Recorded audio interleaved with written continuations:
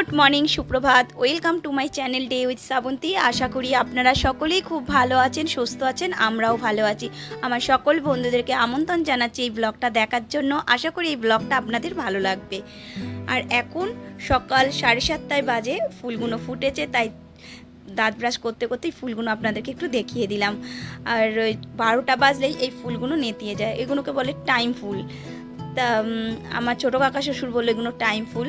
তা এরকম আর একটা টপ ছিল, জানি না, রাস্তার ধারে বাড়ি তো, টপটা মানে কেউ চুরি করে নিয়েছে। তা একটা টপের মধ্যে অতগুলো ফুল, আর একটা টপ দেখা যাচ্ছে না। আর আমাদের পেছনে অনেকগুলো গাছ লাগিয়েছে কাকা শ্বশুর, সেখানে জবা ফুল, তারপরে হচ্ছে বড় বড় যে সাদা টগর ফুল সেইগুলো, তারপরে আরও ফুলগুলো রয়েছে, কিন্তু পেছনের দিকে আমি যাই না, কারণ যখন আমি ঘুম থেকে উঠি ততক্ষণে ফুল ব্যাস গাছে ফাঁকা করে দেয়। রাস্তার সামনে বাড়ি হলে যা হয়, গাছে একটা ফুল থাকে না। তা ওই কাকা শ্বশুর যতটুকু পারে ফুল আমার জন্য তুলে রেখে দেয়। তা দুটো ফুল পেলেও আমি গোপুসোনাকে দেই। আর এই টাইম ফুলগুলো তো দিতে পারবো না, তাই টাইম ফুলগুলোও চুরি হয় না, ফুটে থাকে। আর 12টার সময় এই ফুলগুলো নেতিয়ে যায়। আজকে অনেকগুলো ফুটেছে, ভালো লাগছে দেখতে। যাকে চলুন, এবারে আমি রান্নার দিকে চলে এলাম। এখন করব টিফিন, তারপর রান্নাটা বসিয়ে দেবো। আর আজকে হচ্ছে বৃহস্পতিবার, জানেন তো বৃহস্পতিবার আমার খুব কাজের চাপ থাকে, বেরোনোর থাকে। তা এখানে আমি কেটে রেখেছি ভেন্ডি। তা ভেন্ডিটা ভাবছিলাম করব, তারপরে আবার ভাবছি না, দেরি হয়ে যাবে, আর করবো না। আর এখানে দেখুন 4টে লুচি রয়েছে, তা সেই লুচিগুলো আমি রেখে দিচ্ছি, কারণ লুচি এখন খাবো না। পান্তা ভাত রয়েছে, পান্তা ভাতের জন্য আমি ওই আলু ভাজা করছি। মেয়ের জন্য রুটি করেছি, 2টো রুটি করে দিলাম। আর রাজুকে ওই লুচি দিয়ে আলু ভাজা দিয়ে দেবো, আর আমি পান্তা ভাতে কাঁচা লঙ্কা দিয়ে খেয়ে চলে যাব। আগে বাইরের কাজটা মিটিয়ে এসে তারপরে রান্না বসাবো, সমস্ত কিছু গুছিয়ে রেখেই যাব, কারণ ওই বাইরে যা রোদ্দুর, উড়ে বাপ রে বাপ। এদিকে দেখুন আমার চাল ভেজানো রয়েছে, আর ওই যে পান্তা ভাত রয়েছে। আর এখানে কাপগুলো আমি গুছিয়ে নেই। চা খাওয়া হয়ে গেছে, সকালবেলা ঘুম থেকে উঠে চা খেয়ে নিয়েছি, তারপর কাজে হাত দিয়েছিলাম।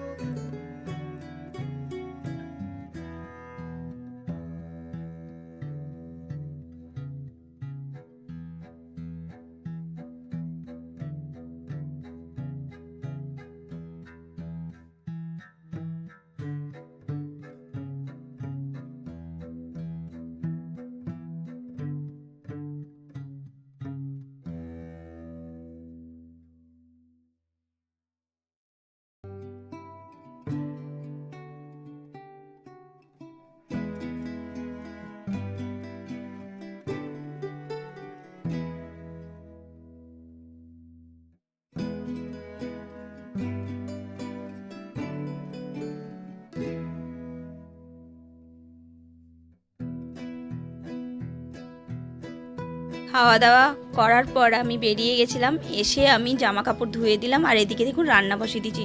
আর এত গরম না, ভিডিও যে করব, আর মানে ওই রোদের মধ্যে আর আমি বাইরে বেরিয়ে ভিডিও আর করতে পারিনি। তা বাড়িতে এসে আবার তাড়াতাড়ি করে রান্না বসিয়ে দিলাম, আর অনেকটাই বেলা হয়েছে।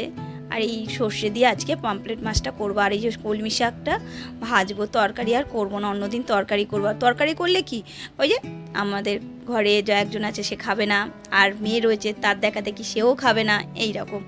তাও গত মাসে না থাকলে তখন আমার মেয়েকে চোখে খাইয়ে দেই। কিন্তু এই যে উনি থাকলে, যদি উনি বলে খাবো না, সুর তোলে, তাহলে ব্যাস হয়ে গেল। তার জন্য শাকটা ভাজলে সবাই খায়। আর এদিকে আমার মাছের ঝোলটা হয়ে গেছে, বেগুন একটু দিয়েছি, আলু বেগুন দিয়ে করেছি। আলুটা তো আমার অত আলু খেতে ভালো লাগে না, আমার বেগুন দিয়ে করেছি। বেগুনটা আমি আর আলুটা ওরা, আমাদের এরকম তরকারি ভাগাভাগি জিনিস হয়। আর রান্না করতে ওর জন্য আমার মানে ইন্টারেস্ট পাই না, ওর জন্য নিজের জন্য আলাদা একা করবো। ওর জন্য আমি বলি, যা করবো এক একসঙ্গে। এই যে আমার রান্না করা হয়ে গেছে, বাসন বেরিয়েছে, বাকি বাসন তো সকালবেলা মেজে রেখে গেলাম, আবার এই রান্নার পরে এই বাসনগুলো বেরোলো। টিফিন খাওয়ার বাসনটা রেখে দিয়েই দৌড়িয়েছিলাম, তা সেগুলোও মেজে নিলাম। আর কয়েকটা জামা কাপড় ভিজিয়েছি, তা সেগুলো তো কেচে মেলে দিয়েছি, চান করব, ব্যাস তাহলেই আমার কাজ শেষ। এখনও বাকি রয়েছে মানে বাইরের বারান্দাটা পোছার। আর মেয়ে তো চান করে পুজো মানে গোপুসোনাকে দেওয়া হয়ে গেছে, এইখানটা আমি পুজো নেই। আজকে আমার মেয়ে ওপর নিচ দুটোই পুছেছে। যেহেতু আজকে অনেকটাই বেলা হয়ে গেছে, ওর জন্যই মেয়ে আমার এতটা কাজ করে দিয়েছে। তা ওকে বলে আমি চলে গেছিলাম, এসে দেখছি ও ঘর পুছে চান করে গোপুসোনাকে দেওয়া হয়ে গেছে। এরপর আমারও হয়ে গেল, এরপর আমি ছোটো বারান্দাটা পুছে আমি চান করবো, নেতা বালতিটা ধুয়ে নেবো, তারপর এসে মা মেয়ে দুজনে খেতে বসবো। তারপরে কর্তামশাই যখন আসবে তাকে তখন খেতে দিয়ে দেবো।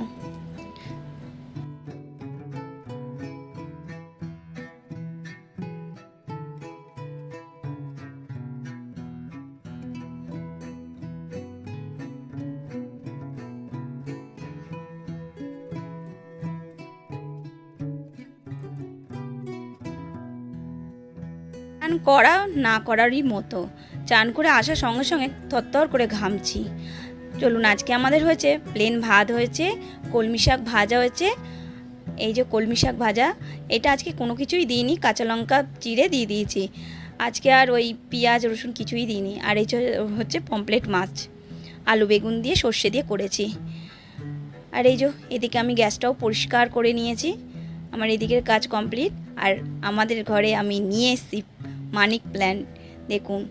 আর গাছটা যখন মানে গাছটা ছিল ছোট, তা ওকে কাচের বোতলে রাখাতে দেখলাম ভালোই মানে বলে না একটা শাখা থেকে আরেকটা শাখা বেরোচ্ছে সেই রকম। আর দেখুন নিজের হাতে যদি কোনো কিছু পোতা হয় বা কিছু করা হয়, সেইটা যদি মানে গ্লো করে তাহলে কিন্তু খুব ভালো লাগে।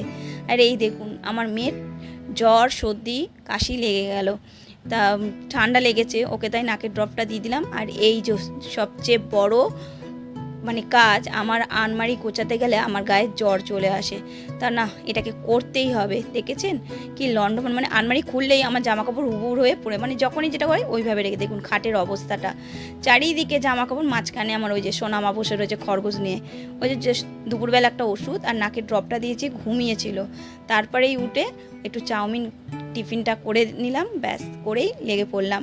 কখন উঠতে পারবো জানি না, সব তো মানে বার করেছি, তা দেখা যাক যত তাড়াতাড়ি সম্ভব এই আলমারিটাকে পরিষ্কার করে অর্গানাইজ করে পুরো আপনাদের কাছে নিয়ে হাজির হচ্ছে। আর আমি দেখুন এইভাবে, এখানে হচ্ছে আমার লেগিংসগুলো রয়েছে, এপাশে আমার কুর্তি, তারপরে আরও জামা কাপড় যে রয়েছে, কাপড় তো আমার ওই আলমারিতেও রয়েছে, আমার মেয়ের আলমারিটাও আমি দখল করে রেখেছি।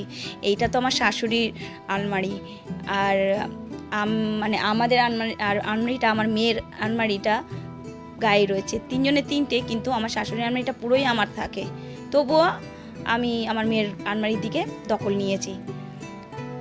আর এই যে এইভাবে সমস্ত লেগিংস এরকম ব্যাগের মধ্যে করে রেখে দিচ্ছি, তাতে জায়গাটা অনেকটা মানে কম লাগে, আর হাত দিলেই পাওয়া যাবে। আর আমি না যখন কোনো শাড়ি পরবো তখন ওই ব্লাউজ বলুন স্যায়া বলুন মানে খুঁজতে গেলে মাথা খারাপ হয়ে যায়, কারণ কোথায় রেখেছি, মানে ওই পরে এলাম ধুয়ে দিলাম তারপরে দলা বজলা করে রেখে দেই। আর ভাজ আমি যখন করি সমস্ত কিছু, তখন দেখি মা এটা তো আমার ছিল, তখন মনে পড়ে, জানেন তো। তা চলুন ঝটপট করে আমি আলমারিটা গুছিয়ে নিয়ে আবার আপনাদের সামনে হাজির।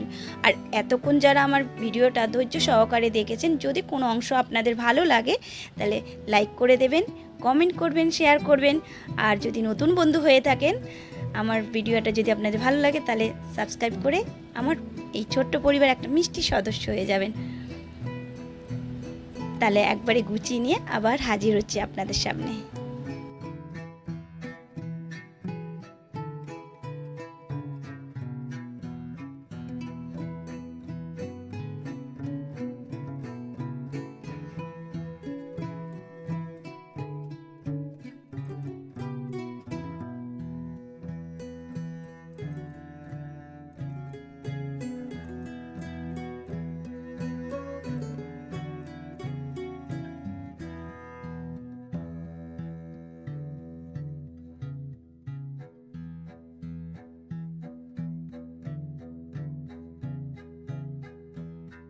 আলমারিটা দেখলে আমার আগে ভয় লাগতো, আর আলমারি না খুলতেও ভয় লাগতো, কারণ উপর দিয়ে ধুমধুম করে পড়তো সব জামা কাপড়।